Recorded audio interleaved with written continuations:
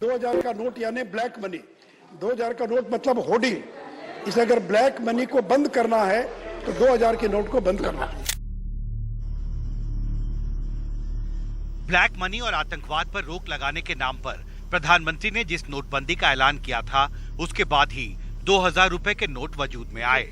लेकिन अब उन्हीं की पार्टी के सांसद सुशील मोदी चाहते हैं कि इन्हें बंद कर दिया जाए, क्योंकि आतंकी ट्रेनिंग और कई अन्य गतिविधियों में इनका इस्तेमाल हो रहा है।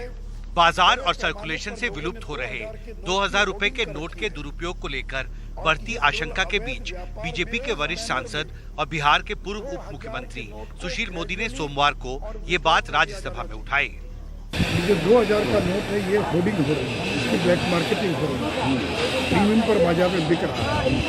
मुख्य रूप से अपराध में इसका बड़े पैमाने पर इस्तेमाल हो रहा है। जो मनी लॉन्ड्रिंग है, जो ड्रग है, जो ट्रैफिकिंग है, इस प्रकार के अपराध में टेरर फंडिंग में तीसरी भारत सरकार को चाहिए कि ब्लैक मनी को रोकने के लिए 2000 का जो नोट है इसके प्रचलन को धीरे धीरे समाप्त करें और लोगों को मौका दे कि जिनके पास रुपया है 2000 का नोट वो बदली करा सके।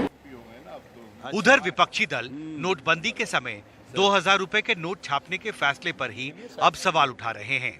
सपा सांसद जावेद अली खान ने कहा, सुशील मोदी अगर ये बात 2016 में नोटबंदी के समय उठाते तो शायद नोटबंदी का नतीजा कुछ और होता।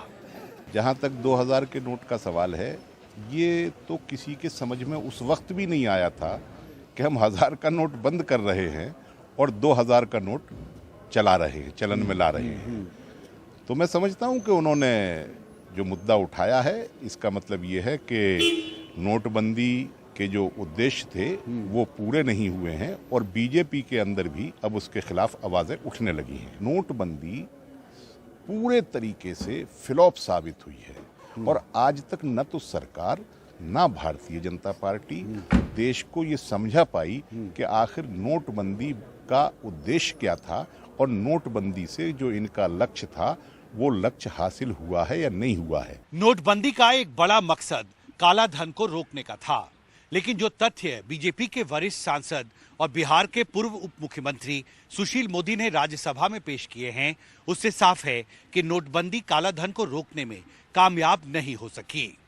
ऐसे में अब यह अंदेशा है कि सुशील मोदी के इस बयान के बाद कहीं नोटबंदी पर देश में एक नई बहस न छिड़ जाए।